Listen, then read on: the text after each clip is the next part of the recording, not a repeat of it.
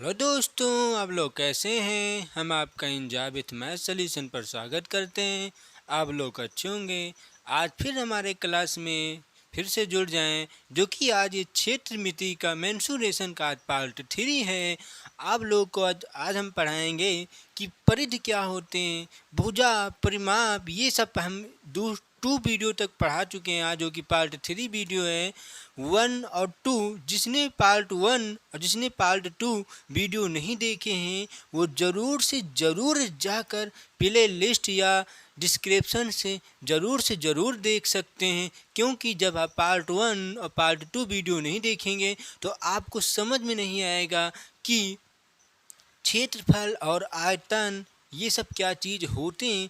क्योंकि अभी एकदम बेसिक से पढ़ा रहे हैं, इस पर अभी हम क्वेश्चन आपको बताएंगे, इस पर सूत्र क्या होते हैं, सूत्र कैसे बनते हैं, इस पर सूत्र हम आपको समझाएंगे। साथ साथ में फिर सूत्र के माध्यम से क्वेश्चन कैसे एग्जाम में पूछे जाते हैं, ये सब चीज़ हम आपको बताएंगे। तो आज हम देखते हैं कि परिधि क्या होता है।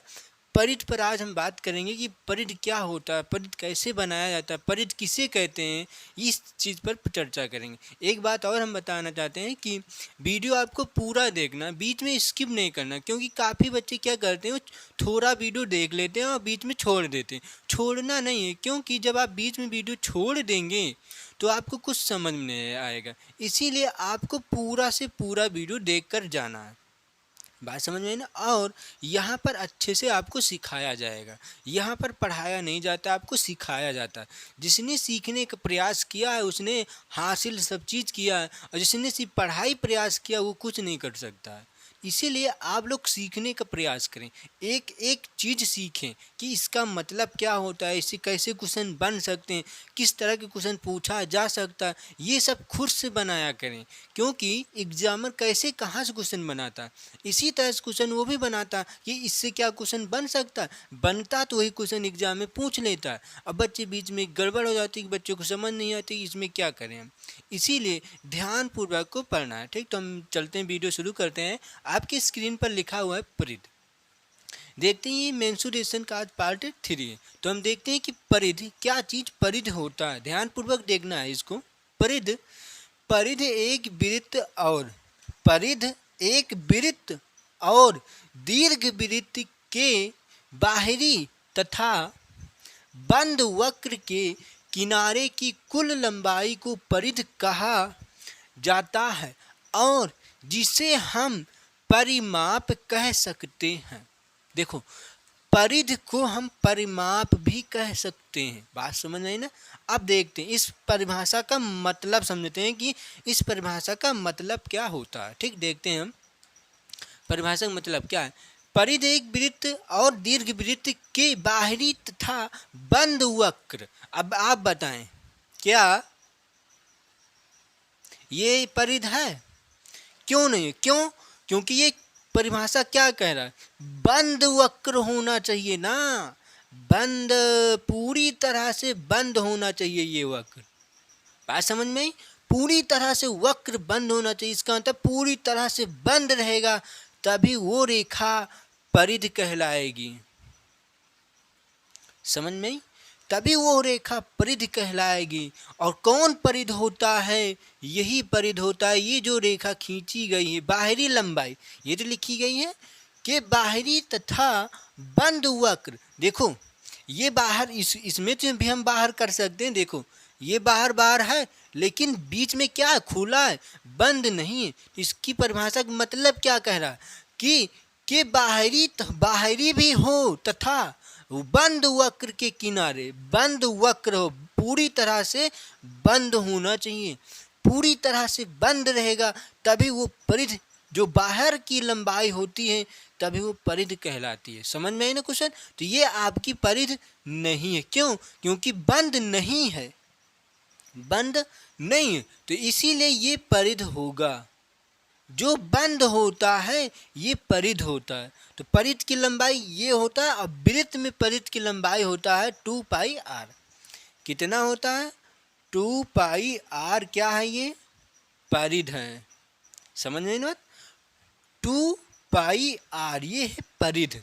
और परिधि इसे ही कहते हैं जो एक, देखो परिधि कैसे बना सकते हैं हम, देखते हैं, कोई एक बिंदु पथ लेते हैं, कोई एक बिंदु पथ लेते हैं, उस पर एक त्रिज्या लेते हैं, मान लेते हैं केंद्र ये है, और केंद्र से एक बिंदु पथ लिया जाता है। बिंदु पथ का मतलब किन्हीं केंद्र से होकर जाने वाली रेखा बिंदु पथ तक। तो इसी से जो बनाया जाता है वृत्त, वही परिधि कहलाती है। एक परिभाषा ये भी हो सकता है, समझ में ना। जैसे ये केंद्र से हम बिंदु पथ पर जाएंगे तो यहाँ से जो बनाएगी रेखा, जो बनाएगा वृत्त, वही आपकी परिधि कहलाएगी। इसलिए ये आपकी क्या है, परिधि है। क्वेश्चन समझ में आया? इस परिभाषा का मतलब क्या हो रहा, देखो एक एक परिभाषा हम लिखा रहे हैं, एक एक परिभाषा आप एक फेर में लिख सकते हैं, फेर में लिख लेना। ये वीडियो आप रोक कर फेर में लिख सकते हैं, या आप इसका स्क्रीनशॉट ले सकते हैं। हम जगह हट जाते हैं, ठीक। देखते हैं, परिधि एक वृत्त और दीर्घ वृत्त के बाहरी तथा बंद वक्र के किनारे की कुल लंबाई को परिधि कहा जाता है, जिसे हम परिमाप कह सकते हैं। यही परिमाप भी होता है। क्यों? परिमाप की परिभाषा हमने क्या बताया था, परिमाप वह होता है जो चारों तरफ की बाहर की लंबाई को हम परिमाप कहते हैं। जैसे वर्ग है, वर्ग में चारों भुजाओं का योग ही परिमाप कहलाता है ना, तो इसमें भी तो चारों तरफ यही, तो इसी को हम परिमाप कह सकते हैं। भाषा में कह, पूरा ये नहीं कह रहा कि होता ही है परिमाप, कह सकते हैं। एक एक शब्द का मतलब समझे, ये नहीं कह रहा कि परिमाप ही होता है, कह सकते हैं। जैसे किसी को हम कुछ कह सकते हैं, वैसे हम इसको, हम परिधि को परिमाप भी कह सकते हैं, ठीक। तो ये क्वेश्चन आपको समझ में आया होगा। अब हम बात करते हैं जीवा पर। जीवा क्या होता है आप देखते हैं। अब हम जीवा पर बात करते हैं कि जीवा क्या होता है। ध्यानपूर्वक देखेंगे जीवा क्या कहलाता है। हमें पता होना चाहिए कि जीवा परिधि, त्रिज्या, क्षेत्रफल, आयतन, परिमाप, विकर्ण, ये सब क्या होते हैं, इसके सूत्र होते हैं कि जीवा का सूत्र क्या होता है, विकर्ण का सूत्र क्या होता है, क्षेत्रफल का सूत्र क्या होता है, आयतन का सूत्र क्या होता है। ये कहीं ऊपर से टपक के नहीं आता है, यही बनाया जाता है। बात समझ में आई ना। इसीलिए हम आपको समझा रहे हैं कि खुद आप सूत्र बना सकें। बात समझ में आई। देखते हैं, जीवा किसे कहते हैं। देखना, जीवा वह सरल रेखा है, जीवा वह सरल रेखा है जिसके दोनों सिरे उस वृत्त के परिधि पर दो बिंदुओं को मिलाने वाली रेखा जीवा कहते हैं या जीवा कहलाते हैं, कुछ भी हो सकता है, ठीक। अब परिभाषा से हम इसको समझते हैं क्या होता है। परिभाषा के माध्यम से क्या कह रहा है, जीवा वह सरल रेखा जिसके दोनों सिरे उस वृत्त के परिधि, तो हम पहले परिधि बनाते हैं, परिधि यही तो होगा आपका, ठीक। परिधि यही तो होता है ना। इससे पहले हमने आपको परिधि समझाया था ना कि परिधि क्या होता है, ठीक। ये आपका परिधि, परिधि क्या कह रहा है, दोनों सिरे पर, जिनके दोनों सिरे उस वृत्त के परिधि पर दो बिंदु, अब परिधि पर दो बिंदु लेना है। अब लो दो बिंदु, कहीं मान लेते एक बिंदु ये लिया, क्या इसी पर दूसरा बिंदु ले सकते हैं? क्या आप इसी पर दूसरा बिंदु ले सकते हैं? नहीं। क्यों? क्योंकि एक बिंदु पहले ले चुके हैं, तो दूसरा बिंदु उसी पर नहीं ले सकते, इसीलिए अलग लेना पड़ेगा। तो मान लेते हैं हम कहाँ पर ले लेते, यहाँ पर, चाहे जहाँ लो, लेकिन परिधि के दो बिंदु होनी चाहिए, इतना ध्यान में रखना, अलग अलग। क्योंकि एक बिंदु हो चुका, इस पर डबल बिंदु हम नहीं ले सकते हैं। बात समझ में आई, ठीक।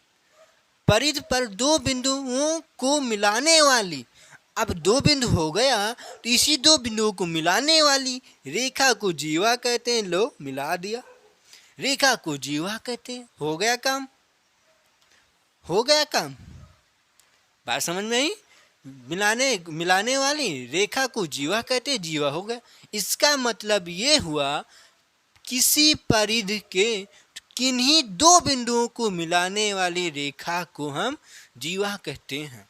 फिर से समझते हैं हम, जैसे ये दे दिया जाए, ठीक, एक ये वृत्त है, अब इसी पर किसी बिंदु पर हम मिला लेते, मान लेते ये मिलाया दो बिंदु, ये भी एक जीवा है, ये मिलाया ये भी एक जीवा है, फिर ये मिलाया ये भी एक जीवा है, और ये मिलाया ये भी एक जीवा है, और ये मिलाया ये भी एक जीवा है। बात समझ में? और ये मिलाया ये भी एक जीवा है, और ये मिलाया ये भी एक जीवा है। लेकिन लेकिन जब ये केंद्र होता है, देखो वृत्त कैसे बनता है। वृत्त आप ऐसे बना सकते हैं, कभी वृत्त आप ऐसे नहीं बना सकते बिना केंद्र की सहायता से। ऐसे बना सकते हैं, कभी नहीं वृत्त बना सकते। वहां पर जरूर से जरूर केंद्र रहेगा, इसीलिए केंद्र है इसमें। और जो जीवा केंद्र से होकर जाती है, जो जीवा केंद्र से होकर जाती है, उसे कहते हैं व्यास। उसे कहते हैं क्या? व्यास। थोड़ा थोड़ा अच्छे से समझना यहाँ पर, व्यास किसे कहते हैं? जो जो जो जीवा समझ में आया ना आपको? जीवा क्या होता है? ठीक, जो जीवा केंद्र से होकर जाती है उसे क्या कहते हैं?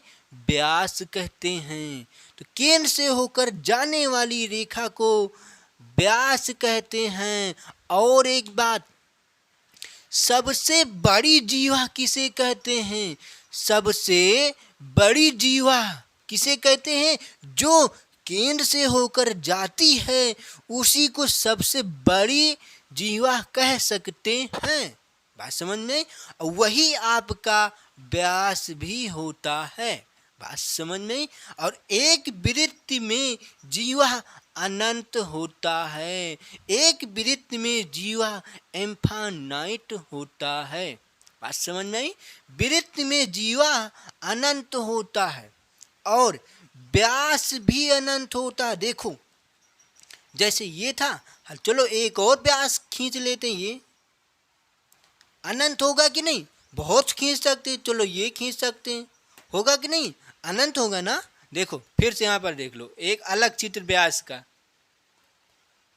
ठीक, ये आपका है क्या? केंद्र। अलग अलग छोटा छोटा चित्र देख लेते हैं हम। ये व्यास जो केंद्र से होकर जाती है, ये व्यास, ये व्यास, ये थोड़ा केंद्र से होकर नहीं गई थी, अब ले जाते ये जाएगी। समझ में आई? ये व्यास, ये व्यास, ये व्यास, और इस रेखा को क्या कहते हैं हम? व्यास। समझ में आई ना बात? इस रेखा को क्या कहते हैं? व्यास। जो जीवा केंद्र से होकर जाती है उसे व्यास कहते हैं। अब बात करते हैं हम कि किस पर? जीवा पर। एक एक वृत्त आप अलग अलग करके समझ लें। ठीक, जीवा ये क्या था? व्यास। वो क्या था? ये जीवा। अभी हम व्यास पर भी बात करेंगे कि व्यास क्या होता है, इसमें भी हम समझ लेते हैं व्यास क्या होता है। ठीक, ये आप व्यास हो गया। अब जीवा मान लेते ये आपका केंद्र है। ठीक, अब जीवा क्या किसे कहते हैं? किन्हीं दो परिध के दो बिंदुओं को मिलाने वाली रेखा को जीवा कहते हैं। लेकिन केंद्र से होकर नहीं जाएगी, इतना ध्यान में रखना। ये ये ये ये इसे हम क्या कहते हैं? जीवा। बात समझ में आई? और इसी में एक होता है त्रिज्या। हम त्रिज्या पर भी बात कर लेते हैं यही जगह पर कि त्रिज्या क्या कहलाता है। अभी इसको हम थोड़ा सा अलग अलग भी देख लेंगे, लेकिन इसी में देख लेते हैं क्योंकि समझ में आएगा कि क्या क्या चीज़ होता है, क्या क्या चीज़ इसमें अंतर है। हो सकता है पूछ लिया जाए कि अंतर क्या हो सकता है। ठीक, तो ये है केंद्र। अब हमें त्रिज्या बतानी, ध्यान से देखना। किन्हीं परिधि के एक बिंदु से और केंद्र तक जाने वाली रेखा को त्रिज्या कहते हैं। फिर से सुने, किन्हीं परिधि के एक बिंदु से केंद्र तक जाने वाली सरल रेखा को त्रिज्या कहते हैं। समझ में ना? आप परिभाषा इसका लिख भी सकते हैं। तो कहाँ से जाने चाहिए? केंद्र से नहीं, केंद्र से सॉरी, परिधि से, परिधि के किन्हीं एक बिंदु से, परिधि के किन्हीं एक बिंदु से केंद्र तक जाने वाली रेखा को त्रिज्या कहते हैं। किन्हीं एक परिधि के बिंदु से केंद्र तक जाने वाली रेखा को हम त्रिज्या कहते हैं। तो त्रिज्या भी अनंत होता है। समझ आई ना? त्रिज्या भी अनंत होता है। इस रेखा को क्या कहते हैं हम? ध्यान से देखना है। त्रिज्या, इस रेखा को क्या कहते हैं हम? त्रिज्या। ठीक, इस रेखा को क्या कहेंगे हम? त्रिज्या। ये होता त्रिज्या। और एक वृत्त के अंतर्गत त्रिज्या अनंत होती है, एक वृत्त के अंतर्गत जीवा अनंत होती है, एक वृत्त के अंतर्गत व्यास अनंत होता है, और एक वृत्त के अंतर्गत परिधि एक होता है। परिधि एक होता है, परिधि अनंत नहीं होता है। परिधि वृत्त में परिधि एक ही होता है। बात समझ में आई ना? तो इस बात पर सब चर्चा हो चुका है। तो ये आपको हो चुका है, ये आपकी जीवा हैं, ये आपके त्रिज्याएं हैं, और इसमें आपको समझाया गया कि कैसे जीवा और व्यास होती हैं। ये आपके व्यास हैं, ये आपके जीवा हैं। ठीक, तो आपको ये समझ में आया होगा। अब हम बात करते हैं व्यास पर। हमने अभी तक व्यास देख लिया, लेकिन व्यास की परिभाषा क्या होती है इस पर हम बात करेंगे। अब हम बात करते हैं व्यास पर। अभी तक हमने व्यास पर बात कर चुके थे, लेकिन व्यास की परिभाषा हमने आपको नहीं लिखाई थी। अब यहाँ पर आप व्यास की परिभाषा आप देख सकते हैं। एक बार देख लेते हैं। व्यास, व्यास वह सरल रेखा है जो दोनों सिरे उस वृत्त के परिधि पर हो, लेकिन वह रेखा केंद्र से होकर जाए, उसे व्यास कहते हैं। बात समझ में? इसको समझ लेते हैं हम थोड़ा सा। पहले क्या था? ये है एक वृत्त। वृत्त, अब वृत्त क्या कह रहा है? दोनों सिरे वृत्त के परिधि पर हों। दोनों सिरे किसकी? रेखा की। एक सरल रेखा है जो दोनों सिरे वृत्त के परिधि पर हों। दोनों सिरे वृत्त के परिधि पर हो। मान लेते एक सिरा यहाँ पर हो सकता, दूसरा सिरा पता नहीं कहाँ भी, क्योंकि निश्चित नहीं कर सकते ना। आगे पढ़ते हैं। परिधि पर हो, लेकिन वह रेखा केंद्र से होकर जानी चाहिए। तो आपकी केंद्र कहाँ पर है? ये वह रेखा केंद्र से होकर जानी चाहिए। तो वृत्त की या परिधि के एक बिंदु से केंद्र से होकर और परिधि के दूसरे बिंदु तक जाती हुई रेखा को हम क्या कहते हैं? व्यास। बात समझ में आई ना? तो यही आपका क्या है? व्यास। ठीक, समझ में आया होगा। अब हम बात करते हैं वृत्त और गोला। वृत्त क्या होता है, गोला क्या होता है, वृत्त और गोला में क्या क्या अंतर होते हैं, तो इस पर हम चर्चा करेंगे कि वृत्त और गोला पर। अब हम वृत्त और गोला पर बात करेंगे कि वृत्त क्या होता है, गोला क्या होता है, वृत्त किससे बना होता है, गोला किससे बना होता है, वृत्त किस चीज़ से और गोला किस चीज़ से बनकर तैयार होता है, और अंतर क्या होते हैं। वृत्त और गोला में अंतर क्या होता है, इस चीज़ पर हम अब बात करेंगे। ठीक, ध्यान से देखना। ये वृत्त दो विमीय आकृतियों से मिलकर बना होता है। वृत्त दो विमीय आकृतियों से मिलकर बना होता है। हमने आपको बताया था पार्ट 1 में कि विमीय कितनी प्रकार की होती हैं। दो विमीय, एक विमीय होती हैं, दो विमीय होती हैं, एक त्रिविमीय होती हैं। एक विमीय में लंबाई या चौड़ाई या ऊंचाई आती है, एक लेकिन या तो लंबाई होगा, या तो चौड़ाई होगा, या तो ऊंचाई होगा। अब द्विविमीय में या तो देखो लंबाई चौड़ाई हो, या ऊंचाई और चौड़ाई हो, या ऊंचाई लंबाई हो, या ऐसे ही दो करके होना चाहिए। सिर्फ दो विमीय होनी चाहिए। लेकिन फिर तीसरी विमीय क्या हो सकती है? त्रिविमीय। त्रिविमीय का मतलब होता है उसमें तीनों होनी चाहिए, लंबाई चौड़ाई और ऊंचाई तीन विमीय होती हैं तब हम आयतन निकाल सकते हैं, और दो विमीय होती हैं तब हम क्षेत्रफल ज्ञात कर सकते हैं। जैसे आपसे पूछा जाए कि क्षेत्रफल तथा आयतन में क्या अंतर है, तो क्षेत्रफल क्या अंतर है और आयतन में क्या अंतर है, दोनों का क्षेत्रफल और आयतन में क्या अंतर, एक चीज की आयतन होती, एक चीज अंतर है। क्यों? क्योंकि क्षेत्रफल में दो विमीयों की आकृतियों से बना होता है और आयतन थ्री विमीय आकृतियों से बना होता है। क्यों? क्योंकि क्षेत्रफल या तो लंबाई या तो चौड़ाई से मिलकर निकलता है और आयतन लंबाई चौड़ाई और गुणे ऊंचाई तीनों से निकलती है। इसीलिए जैसे हम दिया है लंबाई चौड़ाई है, इसमें दिया गया है लंबाई चौड़ाई ऊंचाई, तो इन दोनों में क्या अंतर है, ऊंचाई की। क्यों? क्योंकि क्षेत्रफल में ऊंचाई नहीं है और आयतन में ऊंचाई दिया गया है, तो कितने चीज की अंतर है, ऊंचाई की। समझ में आई? और एक चीज का और अंतर होता, क्या क्या यूनिट अंतर होता, किसमें नापा जा सकता है, इसका मात्रक क्या होता। देखिए क्षेत्रफल का मात्रक होता है स्क्वायर, देखो मीटर स्क्वायर होता है। देखो ये नहीं निश्चित हो सकता कि मीटर ही होता है, देखो क्षेत्रफल जिसमें नापेंगे हम उसका स्क्वायर करेंगे। घन सेंटीमीटर में जैसे घन सेंटीमीटर में नापते हैं तो घन का मतलब क्या हुआ, घन आया तो आयतन है, बात समझ में। जैसे हम किलोमीटर में नापते हैं क्षेत्रफल को, किलोमीटर में नापते हैं तो किलोमीटर स्क्वायर होगा तो वो क्षेत्रफल कहलाएगा, और किलोमीटर का घन होगा तो आयतन कहलाएगा। समझ में ना? इसका मतलब क्या होता है, आयतन घन में नापा जाता है और क्षेत्रफल वर्ग या स्क्वायर में नापा जाता है। समझ में ही आपको, घन या क्यूब में नापा जाता है क्या, आयतन। ठीक, तो इसी तरह से है वृत्त और गोला में क्या अंतर होते हैं, बात करते हैं। वृत्त दो विमीय आकृतियों से मिलकर बना होता है, देखते हैं वो दो विमीय आकृतियां क्या होती हैं जिससे वृत्त बना है।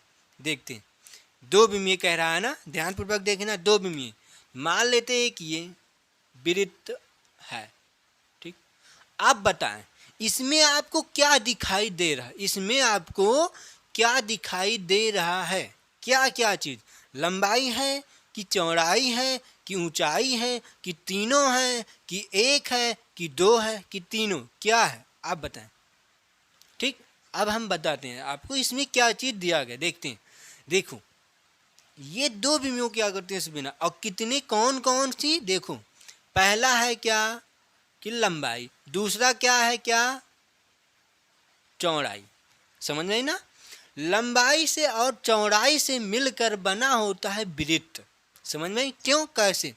चौड़ाई का मतलब होता है ये केंद्र से जाती है, और केंद्र जो त्रिज्या होती है यही त्रिज्या चौड़ाई होती है, और लंबाई क्या होता है, और दो त्रिज्याओं को जोड़ दिया जाता है तो लंबाई हो जाता है। समझ में आया बात? ठीक, मान लेते हैं ये क्या है, क्या ये क्या है, त्रिज्या, त्रिज्या को ही चौड़ाई कह सकते हैं हम, और व्यास को हम लंबाई कह सकते हैं। इसीलिए वृत्त में लंबाई, वृत्त में क्या अंतर है, लंबाई है और चौड़ाई है। ठीक, ये होता है।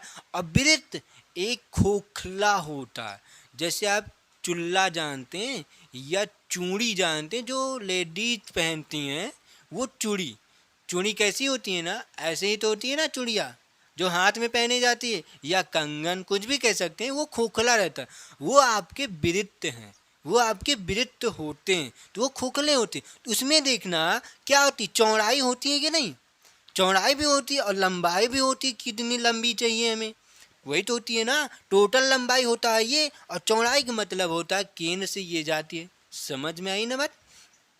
अब बात करते हैं गोला पर। वृत्त में आपको समझ में आया ना, वृत्त क्या होता, कैसे बनता है। ठीक, अब बात करते हैं गोला पर। गोला उसे कहते हैं, गोला उसे कहते हैं जो ठोस होता है, गोला उसे कहते हैं जो ठोस होता है और त्रिविमीय या त्रिविमीय आकृतियों से मिलकर बना होता है, उसे गोला कहते हैं। गोला क्या होता है, ठोस होता है। जैसे आप कांच की गोली जानते हैं, वही कांच की जो गोली होती हैं वो ठोस होती हैं, उसी को क्या कहते हैं, गोला। अब आप बताएं, क्या क्षेत्रफल का आयतन होता है? नहीं होता। क्यों? क्योंकि क्षेत्रफल आयतन के लिए तीन विमियों की जरूरत होती है। आयतन के लिए थ्री विमियों की जरूरत होती है। पूछ सकता है कि आप बताएं वृत्त का आयतन क्या होगा। ऑप्शन में दिया रहेगा शून्य, एक, चार, इनमें से कोई नहीं। तो कौन ऑप्शन सही है? शून्य वाला। क्यों? क्योंकि वृत्त का आयतन शून्य होता है। क्यों? क्योंकि वृत्त में दो विमीय आकृतियां से बनी होती हैं और आयतन के लिए तीन विमीय आकृतियां जरूरी हैं, तभी हम उसका आयतन निकाल सकते हैं। ठीक, अभी इस पर बात करते हैं, गोला पर। तो ये क्या बताया, गोला उसे कहते हैं जो ठोस होता है। गोला उसे कहते हैं जो ठोस होता है, एकदम ठोस, और थ्री विमीय आकृतियों से बना होता है। थ्री विमीयों का मतलब होता है लंबाई भी, चौड़ाई भी और ऊंचाई भी होती है उसमें। ठीक, अब बात करते हैं गोले की। तो गोला आपको कैसे दिखेगा? ऐसे। ठीक, ऐसे गोला रहता है, एकदम भरतूरे रहता है, एकदम ठोस गोला रहता है, ठोस एकदम। ना तो इसको हम फोड़ भी नहीं सकते हैं, ऐसी बात नहीं इसको हम फोड़ सकते हैं, किसी चीज़ से, लोहा से, किसी चीज़ से फूट जाएगी। ठीक, ये आपकी क्या होती है, गोला, जो कि ठोस होती है। अब बताएं, इसमें लंबाई है, चौड़ाई है, ऊंचाई भी है कि नहीं है? क्यों? क्योंकि जब गोला ठोस रहता है तो उसके जो अंदर, और देखो इसमें एक तल होता है, एक तल, तल जानते हैं, जिस पर रखा होता है। जैसे हम किसी चीज़ को रख दें, जैसे एक ये तल है या एक तल है, इस पर हम बैठ जाएं तो एक तल होता है, वही इतना। एक गोले में एक ही तल होता है, इतना ध्यान में रखना। तल भी पूछ सकता है कि गोले में कितने तल होते हैं। ठीक, एक होता है। ठीक, अब बात करते हैं कि गोले कैसे होते। देखो बाई चांस मान लेते हैं कि गोला रखा हुआ है। ठीक, ये हम किसी चीज़ पर रख दें, वही तल कहलाता है। ये हम गोला रख दिया, हमारे पास कुछ है नहीं, उदाहरण के लिए नहीं, हम आपको दिखाते गो। हाँ, ये मान लेते हैं, इसको इसको देखिए आप लोग, ये देख क्या है, एक गोला टाइप में है कि नहीं है। तो ये मान लेते क्या, ठोस है। थोड़ी देर के लिए इसको मानो क्या है, ये ठोस। ठीक, थोड़ी देर के लिए मानो एकदम ठोस है। तो आप बताएं क्या इसमें ऊंचाई है? सेवर ऊंचाई है। क्यों? क्योंकि यहाँ से देखो, नीचे से और यहाँ तक की ऊंचाई ये क्या होगी कि नहीं, इसी तो ऊंचाई कहते हैं हम। इसी तो ऊंचाई कहा जाएगा, आपको कहा जाएगा कि नहीं? ऊंचाई है कि नहीं है ना? है ऊंचाई, ये भी तो ऊंचाई है। अब इसमें हम आपसे पूछें कि आप बताएं, क्या इसमें हम आपसे पूछें कि आप बताएं क्या इसमें लंबाई है? हाँ, लंबाई भी है। क्या लंबाई, क्या है, ये लंबाई है। ये लंबाई आपकी कौन सी होगी? ये लंबाई होगी। अब हम आपसे पूछें क्या इसमें चौड़ाई भी होगी? सेवर ही चौड़ाई होगी। क्यों? क्योंकि ये चौड़ाई होगी आपकी। समझ में आई बात? ये आपकी चौड़ाई होगी और ये आपकी लंबाई होगी और ये आपकी क्या, ऊंचाई होगी। समझ में आई? लेकिन किसमें? ठोस में। ठोस में होता है ये थ्री विमीय आकृतियाँ। इसीलिए यहाँ पर लिखा गया है कि थ्री विमीय आकृतियों से मिलकर बना होता है, उसे गोला हम कहते हैं। समझ में आया क्वेश्चन? इसको रख सकते हैं आप, समझ में हो आ चुका है ना? अब आगे बात करते हैं इस पर हम। ठीक, आगे देखते हैं हम कि गोला उसे कहते हैं जो ठोस होता है, ये तो आपको पता ही है। थ्री विमीय आकृतियों से मिलकर बना होता है। जैसे थ्री विमीय आकृतियों का मतलब क्या होता है, लिख लेते हैं यहाँ पर। क्या? लंबाई, चौड़ाई और ऊंचाई। लंबाई, चौड़ाई, ऊंचाई, ये तीन विमीय आकृतियां होती हैं। ये पहला है, ये दूसरा है और ये तीसरा। देखो, किसी चीज़ को हम ये नहीं कह सकते हैं कि पहला, ये दूसरा, ये तीसरा। कुछ भी इधर उधर हम कर सकते हैं, जिसको हम मिटा सकते हैं। क्यों? क्योंकि निश्चित नहीं कर सकते। बात समझ में आई ना? तो ये थ्री विमीय आकृतियों से मिलकर बना होता है, तो इसका हम आयतन निकाल सकते हैं। तो इसीलिए गोले का आयतन होता है, इसीलिए वृत्त का आयतन नहीं होता। समझ में आया बात? तो इसका आयतन हम निकाल सकते हैं। क्यों? क्योंकि ये 3 आकृतियों से मिलकर बना होता है। ठीक, तो वृत्त और गोला आप समझ गए कि वृत्त क्या होता है और गोला क्या होता है। तो जिसको स्क्रीनशॉट लेना चाहता है इसके स्क्रीनशॉट ले सकता है। अब बात करते हैं हम कि वृत्त और गोले में क्या अंतर होता है। ठीक, अब अंतर की बात करते हैं तो यहाँ से आप लोग देखें। ठीक, यहाँ पर लिख लेते हैं क्या हम, अंतर। अब बताएं वृत्त और गोले में क्या अंतर है। आपको कुछ यहीं पर दिखाई दे रहा है? क्या दिखाई दे रहा है? क्यों? क्या नंबर 1 पर तो ये अंतर 1 है। क्यों? क्योंकि वृत्त खोखला है और गोला ठोस है। तो इसलिए एक अंतर है कि ना तो देखो वृत्त खोखला है और ये क्या है, गोला क्या है, ठोस। तो किससे कह रहा है कि अंतर निकालने के लिए? ये भी तो क्वेश्चन होगा, किससे? वृत्त से गोले में क्या अंतर है। तो ये है अंतर कि वृत्त से गोले में क्या अंतर है। तो गोले में क्या अंतर है वृत्त से? तो वृत्त से गोले में ये अंतर है कि गोला ठोस होता है। तो नंबर 1 हम लिख लेते हैं। नंबर 1 क्या होता है? ठोस होता है। क्या होता है? ठीक, ठोस होता है। ठीक, देखिए एक एक शब्द को ध्यान से देखना। हो सकता है कि कोई शब्द गलत लिख जाए तो उससे समझ क्षमा कर देना आप हमें। ठीक, ठोस होता है क्योंकि लिखने में गलतियां हो सकती हैं। ठीक, ठोस होता है। क्या, एक बात ध्यान में रखना, किससे कह रहा है? लिख लेते हैं यहाँ पर अंतर। किससे पूछ रहा है? वृत्त से। वृत्त से गोले में अंतर। समझ में आया ये क्वेश्चन? ये आपका क्या है, क्वेश्चन है, इतना ध्यान में रखना। और ये आपका क्या है, अंतर। क्या कह रहा है? क्वेश्चन के अकॉर्डिंग हम आंसर देते हैं। किससे कह रहा है, किसका पूछ रहा है? क्या, वृत्त से कह रहा है। वृत्त से करा रहा है कि वृत्त से गोले में क्या अंतर है। तो वृत्त क्या है, खोखला, और गोला क्या है, ठोस। तो क्या है, ठोस है। वृत्त से गोला क्या है, ठोस है। आगे बात करते हैं दूसरे चीज की।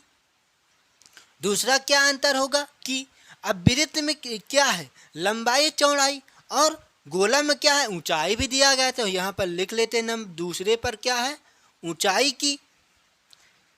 पूरा लिख देते हैं ना, ऊंचाई की। ठीक, अब यहाँ पर क्या है, ऊंचाई की। हम एक अंतर है ऊंचाई की। क्यों? क्योंकि इसमें ऊंचाई नहीं है, इसमें ऊंचाई है। एक अंतर ये हुआ। अब दूसरा अंतर देखो, दूसरा अंतर क्या होगा। मान लेते ये तो ठोस है ही है, ठोस है और ऊंचाई, बस दो ही अंतर हमारे हिसाब से, दो ही अंतर होता है। ठीक, आपको तीसरा अंतर या चौथा अंतर पता होगा तब आप कमेंट में हमें बताना। ठीक, कमेंट में बता देना, उसको भी हम बता सकते हैं, बता देंगे। ठीक, हमें दो ही अंतर पता है कि वृत्त से गोले में क्या अंतर है। गोले में क्या अंतर है, क्वेश्चन सही लिख देना, थोड़ा सेंटेंस नहीं बन रहा है। में क्या अंतर, देखो हमने क्या यहाँ पर बोला था लेकिन लिखा नहीं था। ठीक, क्या अंतर है, क्या अंतर है, ठोस होता है और ऊंचाई का अंतर है। ठोस का अंतर है वृत्त में और ऊंचाई का अंतर है किसमें, वृत्त में। समझ में आई ना? हमें दो ही पता है या दो ही होता होगा। आपको तीसरा या चौथा या पांचवा जितने और पता होगा आपको, वो कमेंट में करके हमें बताना। ठीक, तो ये होता है। एक बात और चीज, ये तो अंतर है, और लेकिन केंद्र इसमें भी होता है, केंद्र इसमें भी होता है, ये भी ध्यान में रखना। इसीलिए अंतर दो ही हमने बताया। क्यों? क्योंकि केंद्र इसमें भी है और केंद्र इसमें भी निकलता है। समझ में आई? त्रिज्या इसमें भी होता है और त्रिज्या इसमें भी होता है। समझ में आई? व्यास इसमें भी होता है, सॉरी केंद्र से होकर जाएगी व्यास। ठीक, व्यास इसमें भी होता है और व्यास इसमें भी होता है। ठीक, जीवा इसमें भी होता है और जीवा इसमें भी होता है। समझ में आई ना? और ये परिध भी है। मान लेते हैं जो गोले की बाहर वाली परत ही क्या होती है, परिध। इसमें भी परिध होती है, इसीलिए हमने आपको सिर्फ 2 ही अंतर बताया है। ठीक, आपको तीसरा अंतर या चौथा अंतर पता होगा तो आप कमेंट करके हमें बताना। ठीक, तो ये वृत्त में अंतर और वृत्त समझ गए आप लोग, गोला समझ गए, और वृत्त और गोले में अंतर आप लोग समझ गए होंगे। ठीक, तो आज हम दोस्तों यहीं तक रखते हैं। कल जो आज ये पार्ट 3 था, पार्ट 4 में हम आपको इसी के माध्यम से सूत्र लिखाएंगे कि कितने सूत्र होते हैं, वृत्त के सूत्र, गोले के, बेलन के, छेदफल, समबाहु त्रिभुज, खष्टभुज बहुत होती हैं, समलम चतुर्भुज, समबाहु त्रिभुज, विषमबाहु त्रिभुज, ये सब चीज़ के बारे में कल हम चर्चा करेंगे और इसी के बारे में हम सूत्र हम आपको लिखाएंगे। उसके बाद फिर हम क्वेश्चन पर बात करेंगे कि एग्जाम में कैसे कैसे क्वेश्चन क्षेत्रफल से, आयतन से, कैसे कैसे क्वेश्चन किस बेस पर पूछा जाता है और किस लैंग्वेज में। समझ नहीं ना बात? तो आज दोस्तों हम यहीं तक रखते हैं क्योंकि काफ़ी समय हो चुका है। वीडियो आपको अच्छी लगी हो तो लाइक कर देना, शेयर और सब्सक्राइब इसलिए करना है क्योंकि जो वीडियो पर डे हम डालते रहेंगे उसका नोटिफिकेशन आपको मिलता रहेगा। और जितने चैप्टर वाइज वीडियो हम पढ़ा चुके हैं वो आपको डिस्क्रिप्शन से या प्ले लिस्ट से जाकर ज़रूर से ज़रूर पढ़ लें। पार्ट 1 पार्ट 2 हमने इसका क्षेत्र मिति का पढ़ा चुके हैं, वो ज़रूर से ज़रूर देख लेना। क्योंकि आगे चलकर जब हम सूत्र लिखाएंगे तो आपको समझ में नहीं आएगा तो ये सूत्र कहाँ से आता है, तो वहाँ पर सूत्र आपको रटना पड़ेगा, याद करना पड़ेगा। इसीलिए यहाँ पर आपको पढ़ाया नहीं जाता है, यहाँ पर आपको सिखाया जाता है कि आप डायरेक्ट सूत्र निकाल सकते हैं। जैसे हम सूत्र हमें नहीं याद है तो आपको निकालना पता है तो आप सूत्र निकाल सकते हैं। समझ आए ना? इसीलिए निकालना सीखें, रटना नहीं। सूत्र किसी कहीं से टपक के नहीं आता, सूत्र जितने होते हैं यहीं पर निकाला जाता है। किससे? चित्र के माध्यम से। ये जो चित्र बनाया जाता है इसी चित्र के माध्यम से हम सूत्र निकालते हैं। और ये कैसा दिया गया है, ठोस है कि खोखला है कि कैसा है, इसी के माध्यम से हम सूत्र बना सकते हैं। समझ नहीं ना दोस्तों? तो आज हम यहीं तक रखते हैं। आप लोग शेयर सब्सक्राइब ज़रूर कर देना और वीडियो पूरा देखना, बीच में स्किप नहीं करना कि बीच में छोड़कर नहीं जाना है। अंत शुरुआत से अंत तक बने रहना है, आपको पूरा अच्छे से पढ़ना है। ठीक, क्योंकि यही आपको संभलने का समय होता है। जब आप अभी दूसरे चीज़ में भटक जाएंगे तो आप भटकते ही रह जाएंगे। इसीलिए मेहनत से पढ़ाई करें आप लोग। ठीक, तो यहीं पर रखते हैं दोस्तों। Thank you class. जय हिंद, जय भारत।